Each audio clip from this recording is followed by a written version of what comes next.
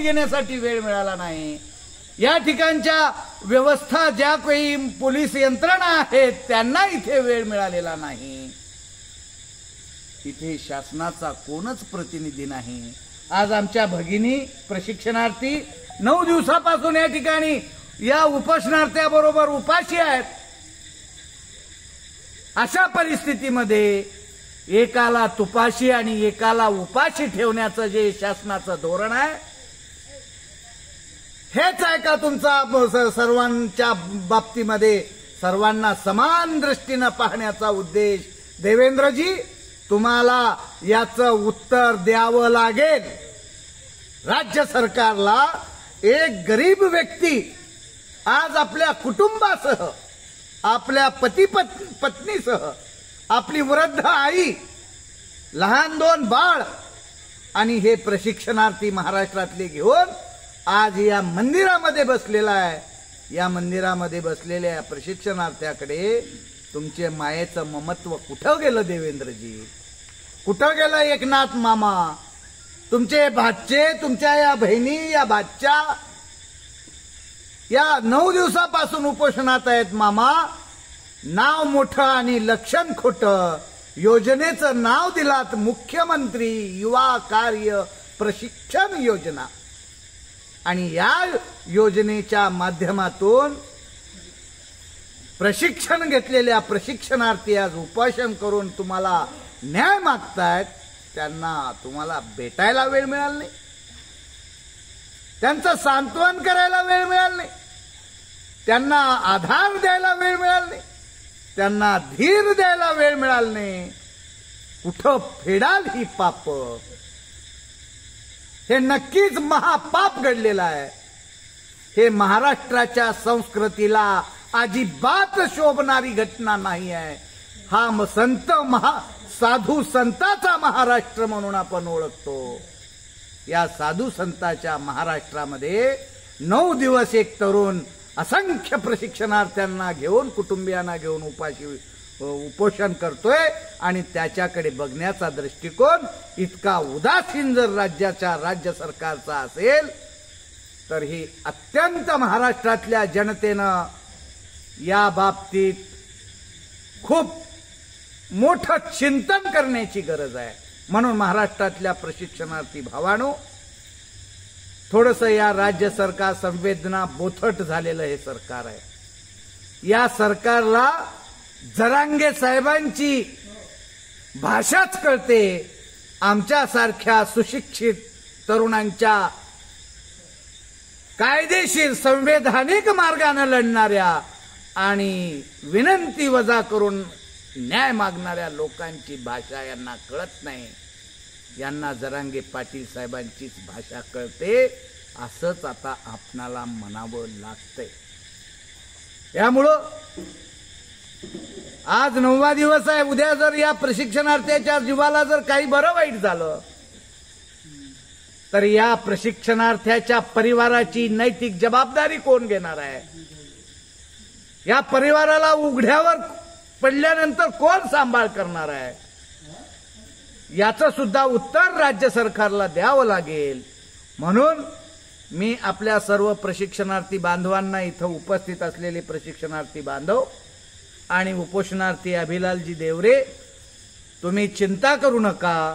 आम्हाला सुद्धा तुमच्यामध्ये यायला थोडासा उशीर झालाय, त्याबद्दल मी क्षमा मागतो. कारण हे उपोषण सुरू करताना अभिलाल देवरेंनी आम्हाला काहीही सांगितलेलं नाही, आम्हाला काहीही बोललेलं नाही. आम्हाला त्यांचा एक फोन सुद्धा नव्हता. आपल्या धुळे जिल्ह्याचे अध्यक्ष निलेश पाटील कुवे यांनी फोन केला परवाला, आणि मी त्यांना सांगितलं की एवढं महालक्ष्म्याचा जरा पूजन करतो आणि मी आज 2 तारखेला तुमची भेट घ्यायला तिथे येतो. मग निलेश पाटलांना फोन केला मी दुपारी 3 वाजता.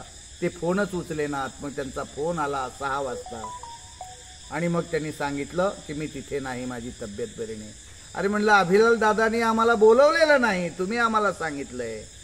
अभिलाल देवरे हा तत्ववादी माणूस आहे, संविधानावर विश्वास ठेवणारा माणूस आहे, आणि संविधानच मला न्याय मिळवून देईल. बालाजी पाटील चाकूरकर, तुम्हाला आम्ही तर बोलवलं नव्हतं, तुम्ही कसं काय आलात म्हणलं तर मी काय उत्तर देऊ, कारण मला निलेश पाटलांनी बोलवलंय म्हणून मी या ठिकाणी आलो असं मला सांगता येईल.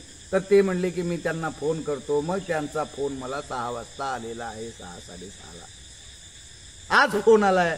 त्याच्यामुळं आम्हाला जर अभिलाल देवरेंनी जर हे विचारलं असतं की बाबा हे मी अपहरण उपोषण या प्रशिक्षणार्थ्यासाठी करतोय, तर आम्ही त्यांना सांगितलं असतं 4 महिन्यापूर्वी आपली जरांगे पाटील साहेबांनी घोषणा केलेली आहे त्यांच्या आंदोलनाची. राज्याचं सगळं लक्ष जरांगे पाटलाकडे असणार आहे, आपल्याकडे दुर्लक्ष होईल आणि राज्यातल्या प्रशिक्षणार्थ्यांचा मुद्दा जरा मागे पडेल. आणि गौरी गणपतीचा उत्सव आहे, हिंदू धर्मामध्ये गौरी गणपतीला महत्व आहे. या काळ सोडून आपण थोडंसं जरांगे पाटलाचं आंदोलन संपलं की आपण आंदोलन करूया असं आम्ही त्यांना सूचना केली असती. पण त्यांचा संविधानावर विश्वास आहे. त्यांचं म्हणणं आहे की माझा कार्यकाळ 24ला संपला, 25ला बसलंच पाहिजे. इतका तत्ववादी माणूस आणि या तत्ववादी माणसाच्या आंदोलनाकडे संविधानानं पदावर बसलेले जिल्हाधिकारी आणि सर्व प्रशासन आणि राज्याचे शासन मंडळी इतकं दुर्लक्ष करतात ही निंदनीय बाब आहे. याचा मी जाहीर निषेध करतो आणि हे सांगतो की तुमच्या या आंदोलनामध्ये तुम्ही आता एकटे नाहीत. आपण नक्कीच महाराष्ट्रातील सर्व प्रशिक्षणार्थी तुमच्या पाठीशी आहेत. मी आता या ठिकाणी आपल्या सर्वांशी संवाद साधून मी आता मुंबईला निघतो. मुंबईला जाऊन मी आपल्या राज्याचे मुख्यमंत्री, उपमुख्यमंत्री,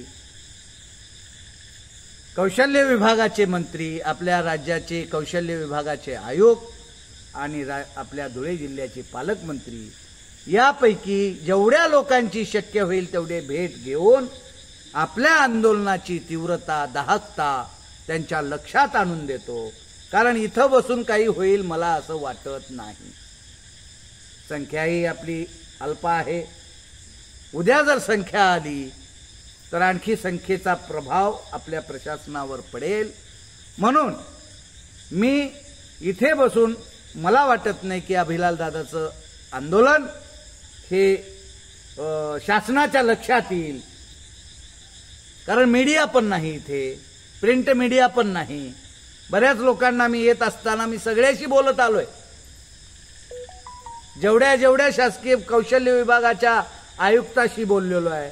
त्यांनी पहिल्या दिवशी येऊन भेट घेऊन गेलो आणि मला ते कायमस्वरूपी नोकरीचा GR द्या, उठतो म्हणलेत. माझ्या हातात नाही साहेब ते.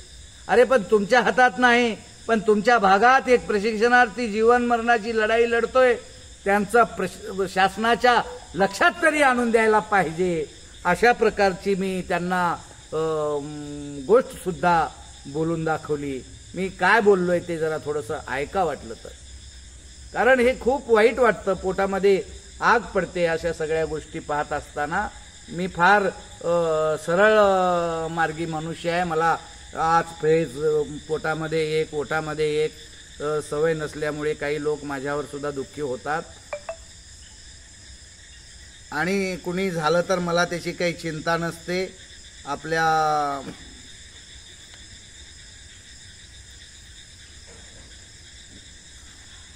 कोण आहे ते